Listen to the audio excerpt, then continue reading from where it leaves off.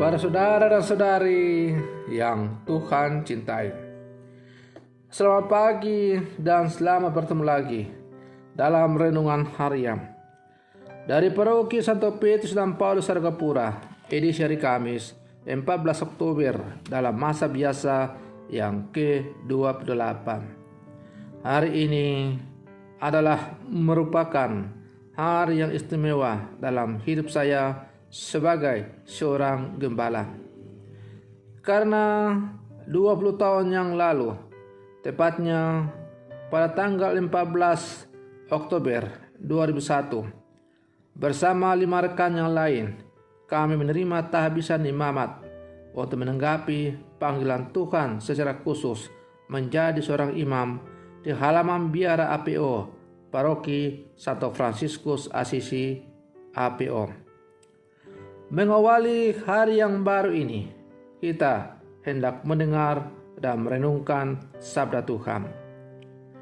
Marilah sebelum mendengar dan merenungkan sabda Tuhan, kita berdoa. Dalam nama Bapa dan Putra dan Roh Kudus. Amin.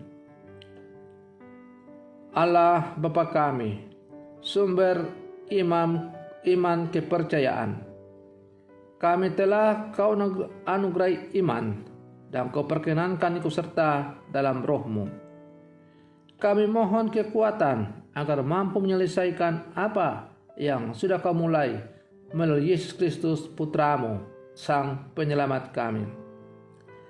Allah Bapa yang Maha Kuasa, di hari yang istimewa ini, hamba-Mu berdoa dan bersyukur secara khusus karena hamba-Mu yang rapuh, yang penuh dengan dosa, Engkau perkenankan dan Kau panggil untuk mengambil bagian dalam tugas panggilan untuk melayani Engkau secara khusus. Maka terima kasih dan syukur atas rahmat tabisan imamat yang telah Engkau berikan kepada kami bersama 5 rekan yang lain 20 tahun yang lalu. Semoga dalam jatuh bangun kami bersama untuk melangkah menanggapi panggilan-Mu secara khusus, kami tetap setia sampai akhir meskipun ada banyak tantangan dan godaan yang kami alami. Dan harus kami akui dengan jujur bahwa terkadang kami jatuh dalam kegelapan dosa. Allah Bapa yang Maha Kuasa, terimalah juga arwah rekan kami yang bersama dengan kami menerima tabisan imamat 20 tahun yang lalu. Saudara kami Pastor Yulianus Mote yang telah Engkau panggil mendahului kami. Semoga ia kini menikmati hidup berbahagia bersama Engkau di dalam rumah-Mu yang kudus. Terpujilah Engkau Bapa, Putra dan Roh Kudus, kini dan sepanjang segala masa. Amin. Para saudara dan saudari yang Tuhan cintai, sabda Tuhan yang hendak kita dengar dan kita renungkan untuk mengawali hari yang baru ini diambil dari Injil Lukas pasal 11 ayat 47 sampai 54. Tuhan bersamamu. Inilah Injil Tuhan kita Yesus Kristus menurut Santo Lukas. Sekali peristiwa, tatkala duduk makan di rumah seorang Farisi, Yesus berkata, "Celakalah kamu, sebab kamu membangun makam nabi-nabi, tetapi nenek moyangmu telah membunuh mereka. Dengan demikian, kamu mengakui bahwa kamu membenarkan perbuatan-perbuatan nenek moyangmu, sebab mereka telah membunuh nabi-nabi itu dan kamu membangun makamnya. Sebab itu hikmat Allah berkata, Aku akan mengutus kepada mereka nabi-nabi dan rasul-rasul, dan separuh dari antara nabi-nabi dan rasul-rasul itu akan mereka bunuh dan mereka aniaya, supaya dari angkatan ini dituntut darah semua nabi yang telah tertumpah sejak dunia dijadikan, mulai dari darah Habel sampai kepada darah Sakaria yang telah dibunuh di antara mezbah dan rumah Allah. Bahkan aku berkata kepadamu, sesungguhnya semuanya itu akan dituntut dari angkatan ini. Celakalah kamu, hai ahli-ahli Taurat, sebab kamu telah mengambil kunci pengetahuan. Kamu sendiri tidak masuk ke dalam, dan orang yang berusaha untuk masuk ke dalam, kamu halang-halangi. Dan setelah Yesus berangkat dari tempat itu, ahli-ahli Taurat dan orang-orang Farisi terus-menerus mengintai dan membanjirinya dengan rupa-rupa soal. Untuk itu, mereka berusaha memancingnya supaya mereka dapat menangkapnya berdasarkan sesuatu yang diucapkannya. Demikianlah sabda Tuhan.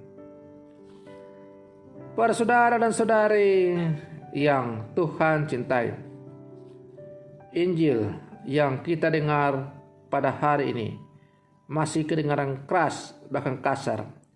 Sambungan dari Injil, bacaan Injil hari kemarin. Kita mendengar kalimat yang keras dalam Injil ini dengan kata-kata, celakalah kamu, hai ahli-ahli Taurat, sebab kamu telah mengambil kunci pengetahuan, tetapi kamu sendiri tidak masuk ke dalamnya. Dan orang yang berusaha masuk ke dalam, kamu halang-halangi.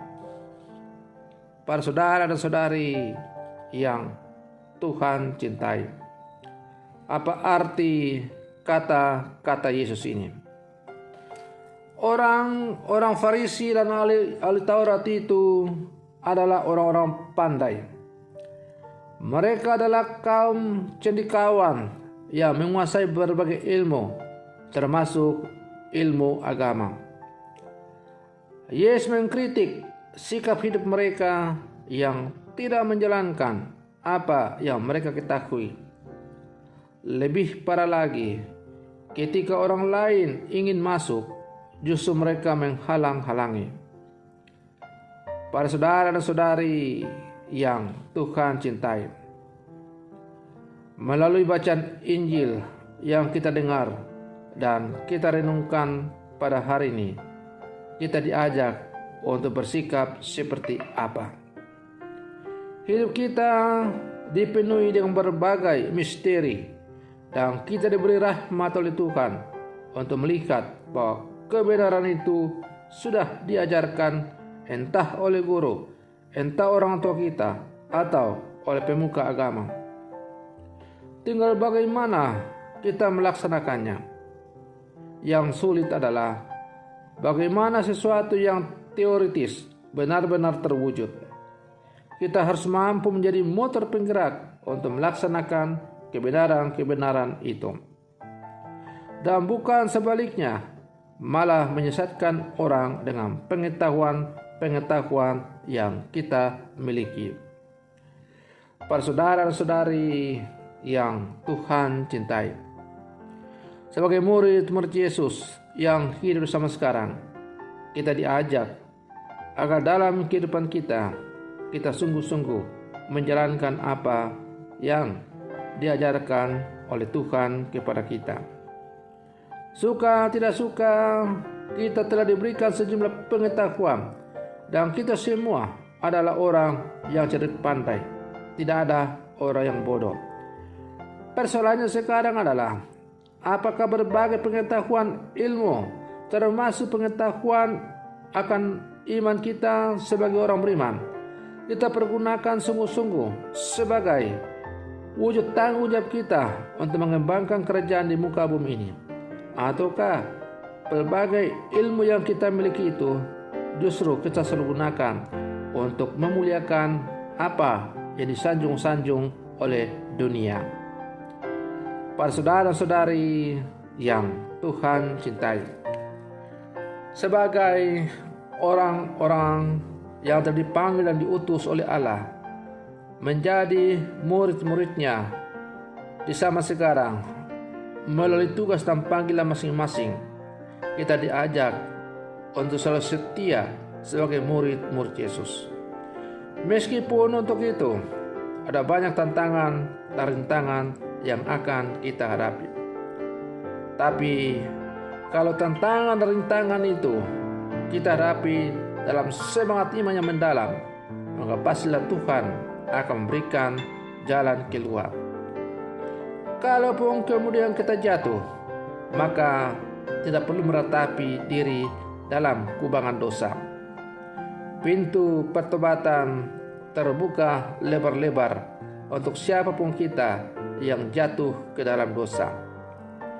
Tuhan akan dengan segala sukacita menyambut dan merangkul kita kembali, anak-anaknya yang mungkin jatuh ke dalam dosa. Para saudara dan saudari yang Tuhan cintai, maka marilah dalam seluruh kehidupan kita terus tak segan-segan untuk mewartakan kasih dan persaudaraan kepada sesama yang kita jumpai dalam kehidupan kita. Semoga lewat kesaksian iman kita sebagai murid-murid Yesus, sesuai dengan tugas dan panggilan yang diberikan kepada kita masing-masing, kita tidak lagi dicap sebagai orang yang celaka, tetapi dicap sebagai orang yang berbahagia, yang pantas untuk menikmati hidup berbahagia di dalam rumah Allah, karena kita telah setia dalam menjalankan tugas dan panggilan sebagai murid-murid Yesus.